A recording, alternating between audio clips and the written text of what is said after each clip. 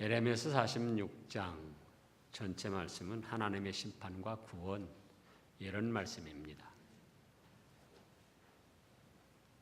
자, 성경 말씀은 주로 하나님을 믿고 섬기는 사람들을 중심으로 기록이 되었습니다.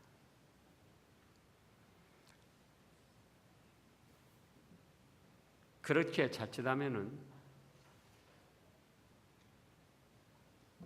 성경 말씀이 교회 다니는 사람들, 믿는 사람들에게만 해당이 되고 교회 안 다니고 믿지 않는 사람들은 하나님과 성경 말씀하고 아무 관계가 없는 것처럼 그렇게 생각을 합니다.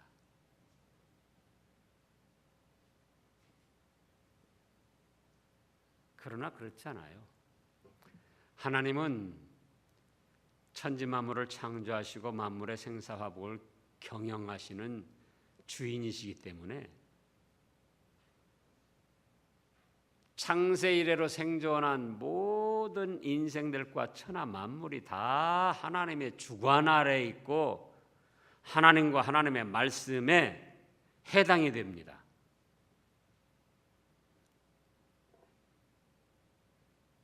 예를 들어서 주의를 기억하여 거룩히 지켜라. 그러면 세상 사람들은 뭐라고 합니까? 그건 교회 다니는 사람, 믿는 사람들 그들에게만 해당되는 거지 우리에게는 뭐 관계없어. 나 왜 다른 신을 섬기지 말라. 그 교회 다니는 사람들, 그 사람들 그 사람들 하는 소리지 뭐 우리하고는 나하고는 아무 관계없어. 그러나 그게 아니고 천하 만물 모든 인생들이 하나님과 그 말씀에 다 해당이 되고 적용이 된다 그겁니다. 이제 오늘 본문 말씀을 보면은 하나님께서 세상을 심판하시는데 믿지 않는 불신의 이방 나라를 심판하신다고 그랬어요. 예레미야서도 보면은 계속 믿는 사람들에 대한 이스라엘 민족에 대한 말씀을 하시다가 간간히 믿지 않는 이방 나라 심판을 말씀하셨는데 오늘 46장은 전체적으로 하나님을 믿지 않고 불신으로 나가는 이방 나라 사람들을 심판하시는데 그 이방 나라 사람의 대표로 이집트 사람들을 내세워서 심판을 하신다고 하셨습니다. 1절 2절을 보면은 이방 나라에 대하여 선지자 예레미야에게 임한 여호와의 말씀이라. 믿는 사람들이 아니고 하나님을 아는 사람들이 아니고 모르는 사람들, 이방 나라 사람들. 그런데 그 대표로 2절에 보면은 애굽에 관한 것이라.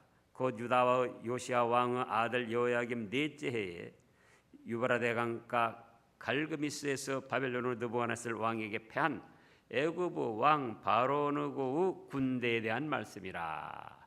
이렇게 시작을 하셨습니다. 그래서 하나님께서 세상 만물을 심판하시는데 성경 말씀이 90% 이상이 믿는 사람들에 관한 말씀이에요. 얼마가 믿는 사람들에 관한 말씀이라고요? 90% 이상이. 그리고 뭐 10% 미만으로 여기 말씀한 대로 믿지 않는 이방 불신앙자들, 잡신, 미신을 섬기는 사람들에 대한 말씀이에요. 그런데 믿는 사람들이 많을까요? 믿지 않는 사람들이 많을까요? 믿지 않는 사람들이 훨씬 더 많아요. 지금 현존하는 인구가 75억쯤 된다고 합니다. 그런데 통계를 보니까 기독교 인구, 하나님을 섬기는 사람들, 뭐 천주교 할 것 없이 심지어는 성공회 다 할 것 없이 이단들 빼고 약 3, 4억 명쯤 돼요. 몇 명쯤 된다고요? 23, 4억 명쯤 돼요. 약 25억. 그리고 무신론, 뭐 불교, 뭐 저 마호메 뜨교, 뭐 다 안 믿는 사람들까지 합쳐가지고는 그것이 이제 40 뭐 한 3, 4억 명 되는 거예요. 40명 이상, 40억 명 이상, 50억 명쯤 되는 거예요. 50억 명.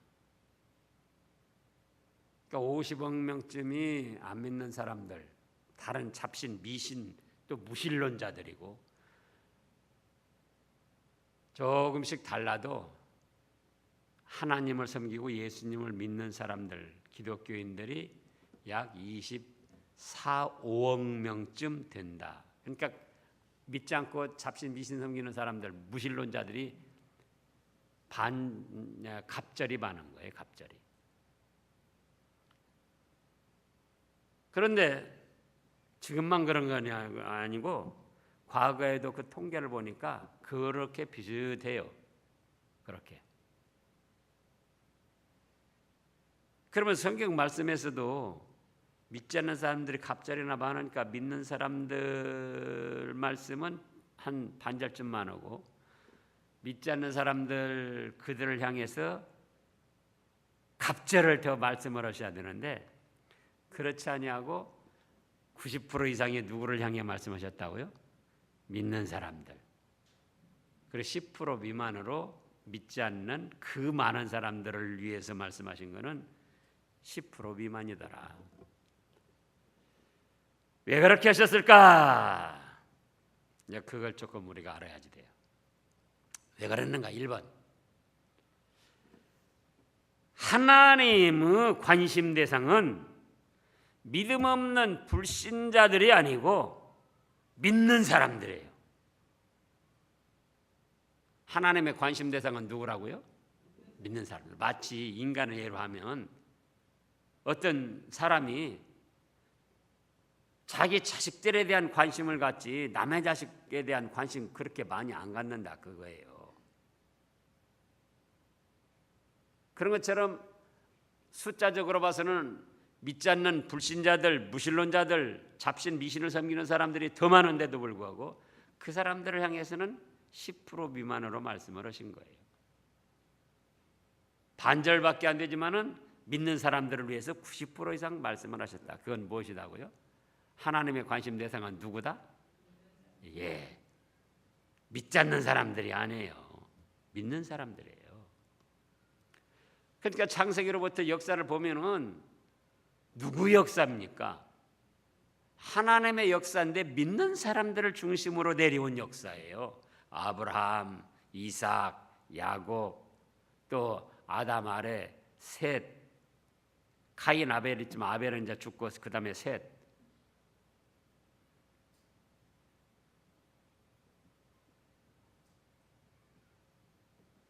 이번으로는 하나님은 불신앙자들은 한 번의 심판에서 멸망받을 대상들이니까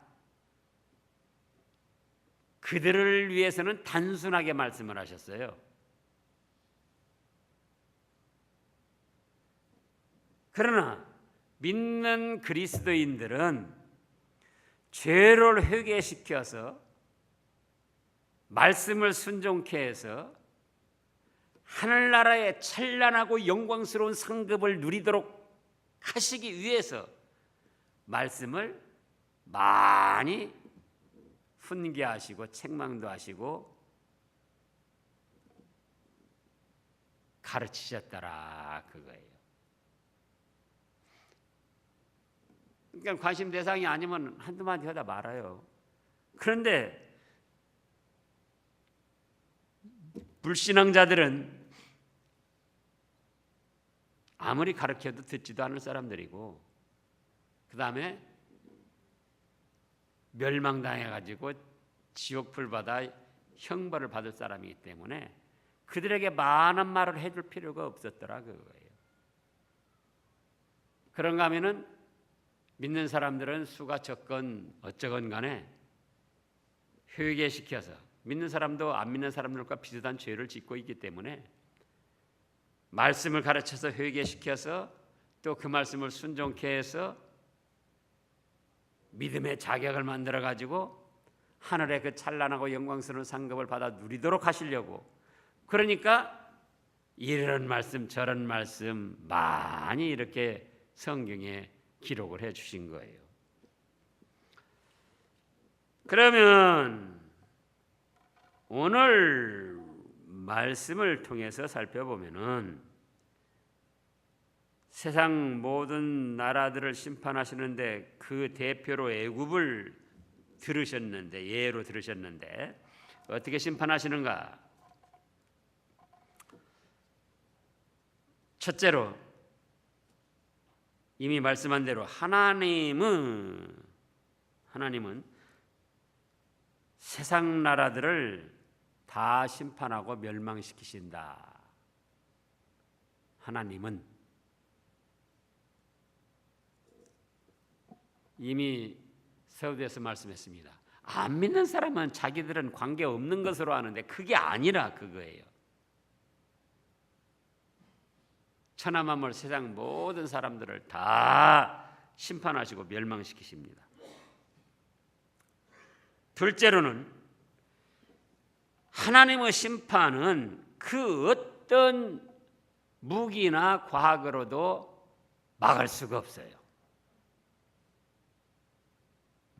지금도 천재지변이 일어난다, 지진이 일어난다, 뭘로 막을 겁니까? 폭우가 쏟아진다, 뭘로 막을 겁니까? 바다에 해일이 일어나서 막 휘몰아치는데 뭘로 막을 겁니까? 폭설이 온다, 뭘로 막을 겁니까?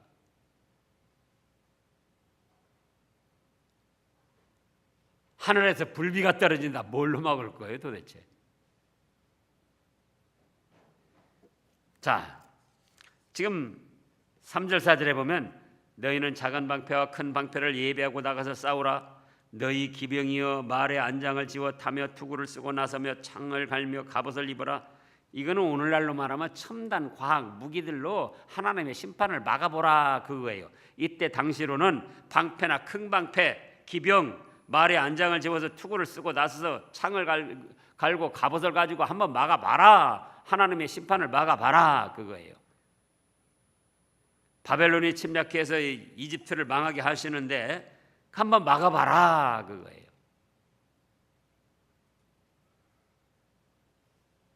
구절에서도 보면은 말들아 달려라, 병거들아 정신없이 달려라, 용사여 나오라, 방패 잡은 구스 사람과 붓사람과 활을 당기는 루딤 사람이여 나올지니라 하거니와, 나와서 한번 막아보라는 거예요 하나님의 심판을.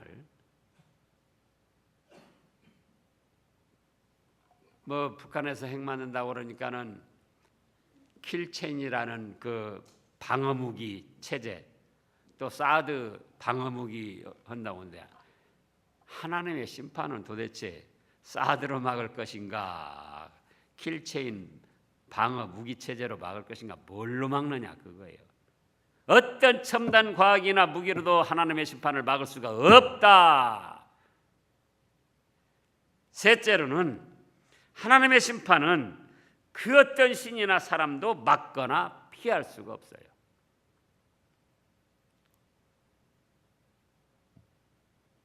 이제 5절 6절을 보겠습니다.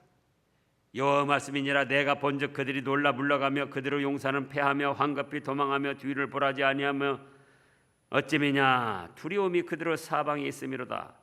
발이 빠른 자도 도망하지 못하며 용사도 피하지 못하고 그들이 다 북쪽에서 유브라데 강가에 넘어지며 엎드러지는도다. 용사라 할지라도, 아무리 지혜자라 할지라도, 아무리 능력자라 할지라도 하나님의 심판을 막을 신도 없고 막을 사람도 없고 피할 신도 없고 피할 사람도 없어요. 이제 9절 10절을 보면은요, 애굽은 나일강이 불어난 같고 강들이 출렁인 같도다. 9절 말들아 달려라, 병거들아 정신없이 달려라, 용사여 나오라, 방패 잡은 구스 사람과 붓 사람과 활을 당기는 루딤 사람이여 나올지니라 하거니와. 용사들, 방패 잡은 사람들, 활을 당기는 사람들, 무기로도 막을 수 없지만 그 어떤 용사나 어떤 능력자도 하나님의 심판을 피하거나 막을 수가 없다. 또 25절을 보겠습니다. 25절 다 같이요. 만군의 여호와 이스라엘 하나님께서 말씀하시니라. 보라, 내가 애굽 노예 아몬과 바로와 애굽과 애굽 신들과 왕들 곧 바로와 및 그를 의지하는 자들을 벌할 것이라. 사람 왕들만 벌하는 것이 아니고 신들, 그들을 의지하는 모든 사람들을 다 심판하고 벌하신다는 거예요. 그래서 하나님의 심판이 임하면은 그 어떤 사람도, 어떤 신도, 어떤 능력자도, 어떤 지혜자도 피하거나 막을 수가 없다. 그것입니다. 그 다음에 넷째로는 하나님의 심판은 그 어떤 약으로도 치료할 수 없다. 그거예요. 자, 11절 말씀을 읽어보세요. 처녀딸 애굽이여 길앗으로 올라가서 유향을 취하라. 네가 치료를 많이 받아도 효력이 없어 낫지 못하리라.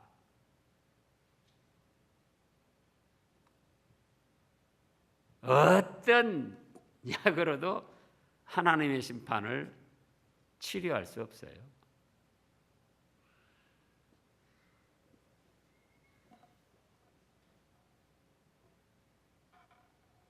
자, 이제 살펴보자고요.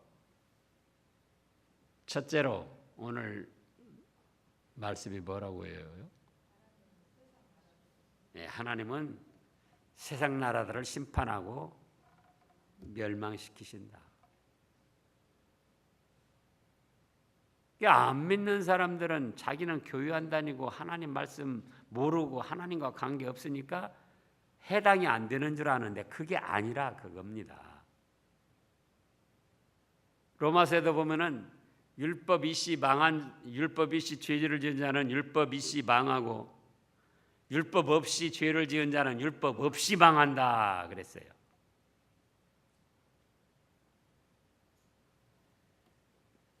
둘째로는 어쨌다고요?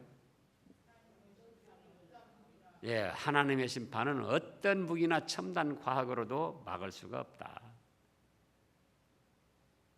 셋째는요. 하나님의 심판은 그 어떤 신이나 사람도 피하거나 막을 수 없다.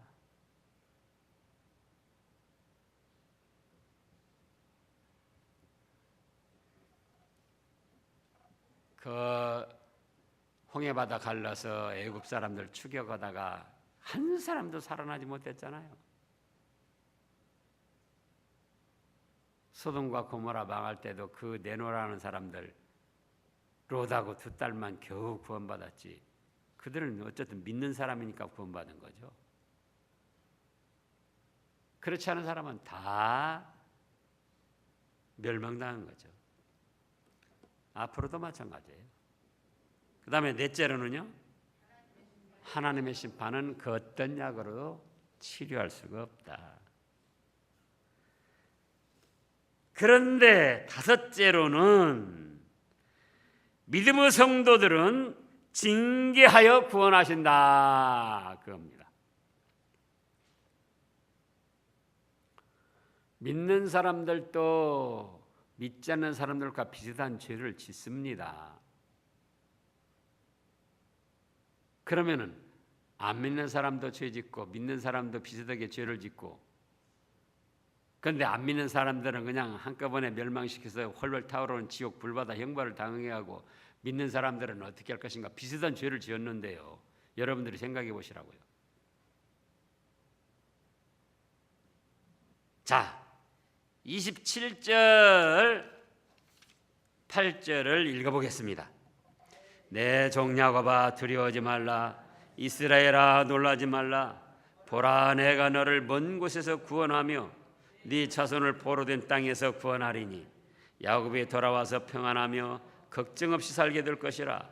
그를 두렵게 할 자 없으리라. 여호와의 말씀이니라.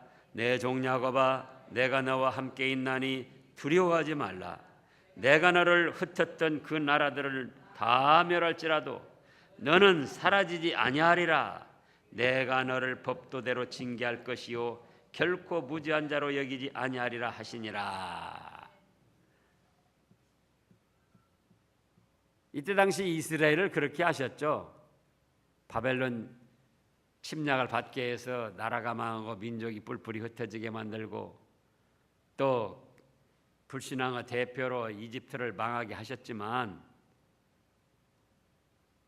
이스라엘 백성들은 다시 이스라엘 땅으로 돌아오게 해서 오늘날까지 그 삶을 유지토록 하잖아요.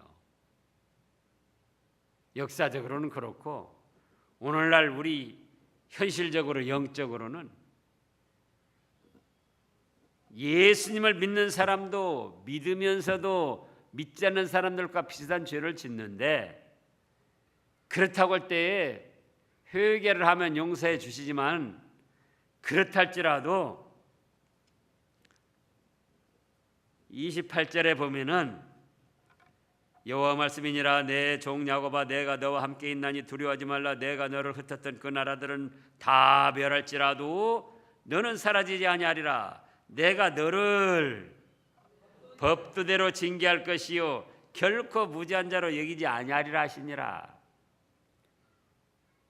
그래서 이방 나라들 불신앙의 세계 무신론자들이 막 이제 말세 환란에 환란을 당하고 이 형벌을 당하고 멸망을 당한다 할지라도 믿는 사람들은 어디 있든지 다 하나님이 부르신다는 거예요.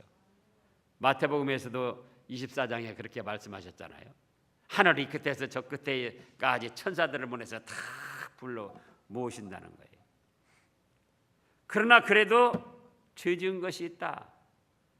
그거는 하나님의 법도대로 징계한다. 어떻게 징계하냐? 회개하도록 해서 가볍게 징계를 하시는 거예요. 회개하도록 해가지고. 그래서 세상 불신앙의 사람들은 다 지옥불에 사라지고 멸망을 당하고 형벌을 당하지만은 믿음의 사람들은 노아 홍수 때 구원하셨던 것처럼 소돔 고모라 때 구원하셨던 것처럼 또 이스라엘에 멸망당할 때 그때 또 구원하신 것처럼 구원하신다는 거예요. 이사야서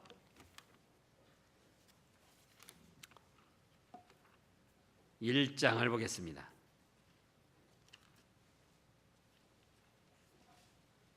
이사야서 1장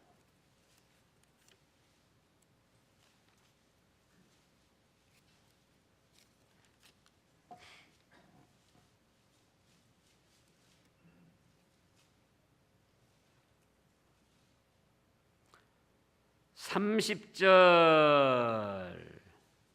31절 읽어보세요.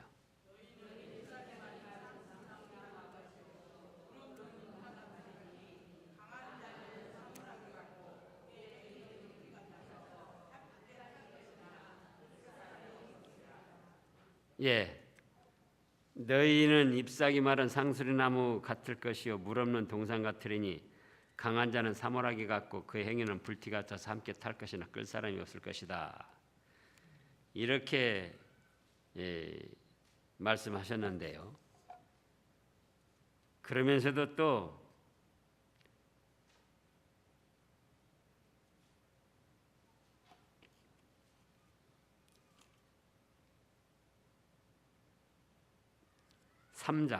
이사야서 3장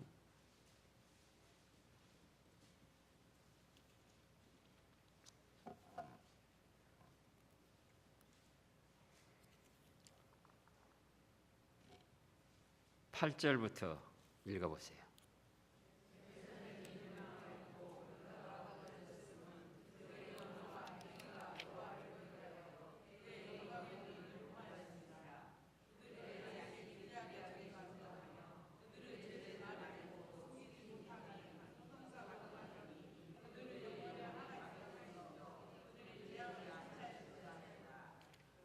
예, 그렇게 또도 되지만은 이제 4장에 가서